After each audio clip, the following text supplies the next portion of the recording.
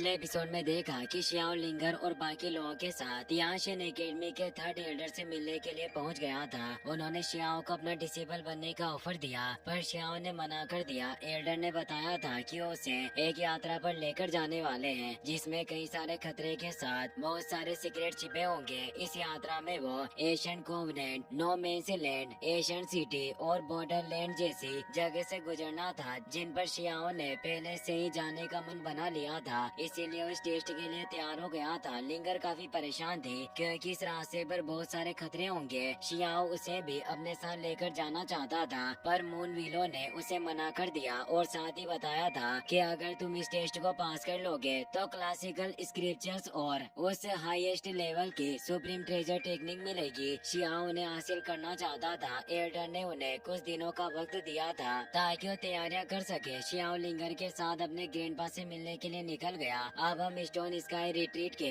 Magma world का scene देखते हैं, जहाँ शियाओ लिंगर को साथ लिए आ गया था। उनके पीछे पीछे लिटिल वुल्फ भी आ रहा होता है। तभी आगे एक तेज एनर्जी के साथ पोर्टल ओपन होता है, जिससे शियाओ के ग्रैंडपा शी जोंगटियन वहाँ आ जाते हैं। शियाओ ने देखकर काफी खुश हुआ। जोंगटियन भी हंस रहे थे और वो कहते हैं कि शियाओ, तुमने इस बार अपने दादाजी को लंबा इंतजार नहीं करवाया और बहुत जल्दी मुझसे मिलने आ गए। वो लिंगर को देखकर हैरान थे। वो पूछते हैं कि खूबसूरत लड़की कौन है। लिंगर शर्मा रही थी और उन्हें अपना परिचय देने के लिए जाने लगती है, पर शियाओ उसे अपने पास खींच लेता है और कहता है कि ग्रैंडपा मेरी वाइफ है और मैं इसे आपसे मिलवाने के लिए लेकर आया था। लिंगर उसे कहती है कि तुम्हें इस तरह के मजाक नहीं करना चाहिए और वो जोंगटियन को रेस्पेक्ट देती है और उन्हें 15th मास्टर कहकर संबोधित करती है, क्योंकि वो पावरफुल लोगों में से 15th नंबर के मास्टर थे। फिर हम कुछ वक्त के बाद का सीन देखते हैं। वो तीनों बैठकर बातें कर रहे होते हैं। अब शियाओ ने खाना भी पका लिया था और वो ग्रैंडपा के साथ बैठकर ड्रिंक कर रहा होता है। साथ ही उसने शियाओ को लिंगर के बारे में भी बताया कि अग्नि सम्राट की बेटी है। लिंगर उन्हें मदिरा सर्व कर रही होती है और बताती है कि मैंने आपकी रेपुटेशन के बारे में काफी कुछ सुना है। जोंगटियन कहते हैं कि तुम्हें मेरी इतनी तारीफ करने की कोई जरूरत नहीं, अब हम एक फैमिली हैं। और शियाओ से कहते हैं कि आज आके जश्न मनाने का दिन है, क्योंकि तुम जल्दी एक बंधन में बनने वाले हो, इसीलिए हमें और ज्यादा ड्रिंक करनी चाहिए। और वो साथ में पीने लगते हैं। ड्रिंक करते करते उन्हें सुबह हो जाती है। जोंगटियन ने काफी ज्यादा शराब पी ली थी। शियाओ और लिंगर साथ में बैठे हुए होते हैं। जोंगटियन कहते हैं कि तुम दोनों ने अभी तक शादी नहीं की, इसीलिए आज मैं तुम्हारी शादी संपन्न कराऊंगा।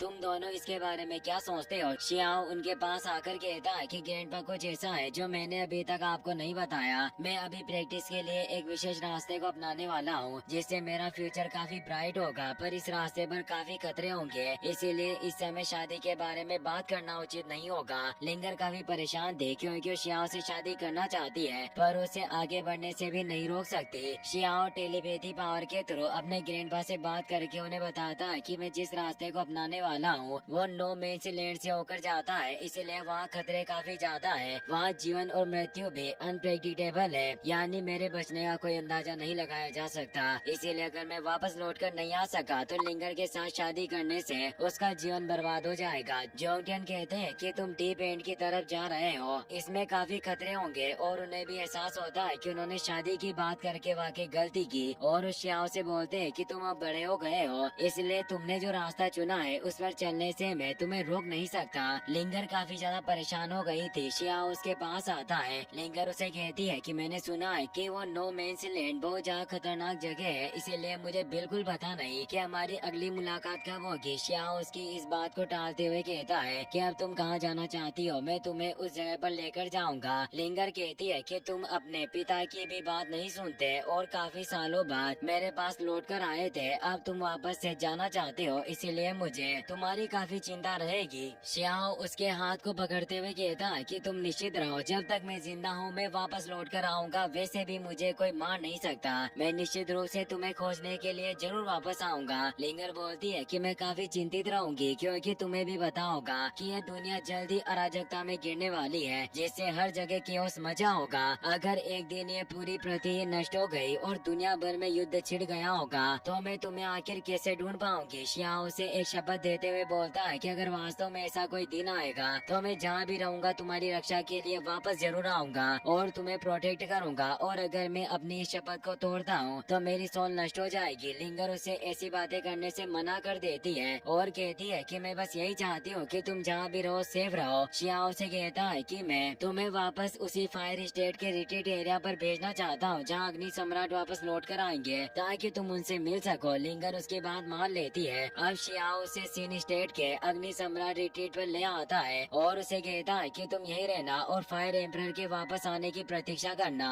लिंगर कहती है कि मैं तुम्हें उस यात्रा पर जाते हुए विदा करना चाहूंगी और तुम्हें उस नो मेंस लैंड में प्रवेश करते हुए देखना चाहती हूँ। शियाओ कहता है कि मुझे बस इस बात की चिंता है कि अगर तुम मुझे खुद वहाँ छोड़ने चलोगी तो शायद मैं उस यात्रा पर नहीं जा पाऊँ और हमेशा एक मर्द की यात्रा अपने घर से निकल कर ही शुरू होती है, इसीलिए तुम यही रुको। और अब शियाओ वहाँ से जाने लगता है। लिंगर के आंखों में आंसू थे। वो बोलती है कि अगर तुम मुझे छोड़कर ही जाना चाहते हो तो मुझे उस मलबरी फॉरेस्ट में छोड़ दो। मैं चाहती हूँ कि मैं वहीं एकांत में रहते हुए तुम्हारा इंतजार करूँ। अब हम मलबरी फॉरेस्ट का सीन देखते हैं जहाँ शियाओ लिंगर को लेकर झील के पास बने हुए घर ले आता है। वो बोलती है कि मुझे जगह काफी पसंद है, मैं यहीं रहकर सालों तक तुम्हारा इंतजार कर सकती हूँ। इस जगह से मुझे उम्मीद मिलती है कि तुम वापस लौट कर आओगे और तुम्हें भी पता होगा कि ये जगह कितनी शांतिपूर्ण है और ये जगह मेरे मन को भी आराम पहुँचाती है। साथ ही इस जगह पर हमारे प्यार की आदत जुड़ी हुई है और पहले तुम यहाँ लौटकर वापस मेरे पास आए, इसीलिए ये एक भाग्यशाली जगह की तरह है और शायद ये तुम्हें ब्लेसिंग दे सकती है ताकि तुम लौटकर जल्दी यहाँ आ पाओ। शियाओ उसका हाथ थाम लेता है। लिंगर उसे रोकना नहीं चाहती थी, इसीलिए वो बोलती है कि तुम अब जा सकते हो। शियाओ वहाँ से जाने लगता है। वो सोचता है कि मेरी पूरी जिंदगी में मैं केवल अपने कल्टिवेशन के रास्ते पर ही आगे बढ़ता आया हूँ। भले ही एक दिन में इस पूरी दुनिया के टॉप पर पहुँच जाऊँ और मेरी पावर सभी से सर्वोपरि हो, फिर भी मेरे पास संजोने के लिए कितने कम लोग की यादें होगी और मैं हमेशा अपनों से दूर रहा। क्या ये सब इसके लायक होगा? लिंगर उसके पास आकर कहती है कि तुम आगे बढ़ते रहो, मैं तुम्हारे स्वास्थ्य और जीत की कामना करती हूँ ताकि तुम इस जिंदगी में शांति से अपने लक्ष्य को हासिल कर सको और तुम्हारी लाइफ लंबी हो। ये दुनिया जल्दी अराजकता में गिरने वाली है, पर फिर भी तुम मेरी चिंता मत करना और आगे बढ़ते रहना। भले ये दुनिया नष्ट हो जाए, तुम इस दुनिया से बाहर निकलकर स्पेस में पहुंच जाओ और खूनी लड़ाई लड़ो, फिर भी मैं इस शहतूत के जंगल में तुम्हारा इंतजार करती रहूंगी और तुम्हारे लिए हेवन से प्रार्थना करूंगी। शियाओ भी समझ गया था कि लिंगर उसके लिए कितनी ज्यादा परेशान है, इसीलिए उसके पास आकर कहता है कि मैं तुम्हें भी अपने साथ लेकर जाऊंगा।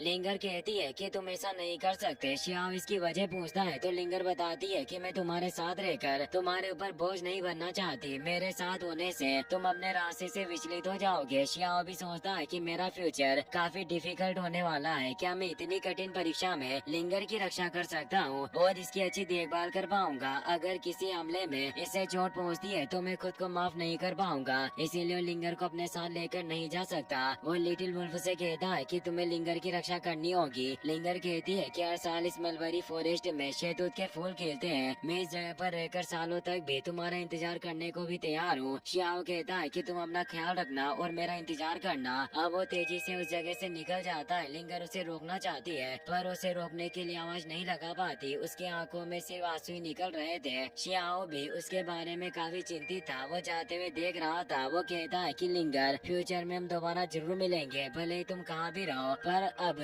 अग्नि सम्राट वहाँ चुके थे। वो बोलते हैं कि शियाओ, क्या तुम वाकई इस जगह से इस तरह से चले जाओगे? अब हमें कुछ घंटों बाद का सीन दिखाया जाता है। लिंगर लिटिल फॉक्स के साथ वापस अपने घर पर लौट रही होती है और उस शियाओ के बारे में सोच रही थी कि तुम मुझसे काफी दूर होने के बावजूद भी सब कुछ ठीक होगा। वो अपनी आंखों से आंसू पोंछती है पर उसके आंसू आना बंद नहीं हो रहे थे। तभी उसे शियाओ की आवाज आती है जिससे वो हैरान हो गई। शियाओ तेजी से उसके पास आकर उसे अपनी बाहों में ले लेता है। दोनों एक दूसरे को देखकर काफी खुश होते हैं और लिंगर उसे हग कर लेती है। अग्नि सम्राट भी वहाँ जाते हैं। लिंगर अपने डेट को देखकर खुश होती है। अग्नि सम्राट कहते हैं कि तुम दोनों को भाग्य ने मिलवाया था, जिससे ही तुम बचपन में एक दूसरे से मिले, इसीलिए अब तुम्हें साथ रहना चाहिए। आज मैं तुम दोनों की शादी करवाऊंगा। दोनों इसे काफी खुश होते हैं। फिर हम देखते हैं कि अब वो शुभ घड़ी आ गई थी जब लिंगर और शियाओ की शादी होने वाली थी। शियाओ और लिंगर शादी के कपड़े पहनकर तैयार हो गए थे। लिंगर काफी ज्यादा खूबसूरत लग रही होती है। इसी के साथ ये एपिसोड यहीं पर खत्म हो जाता है।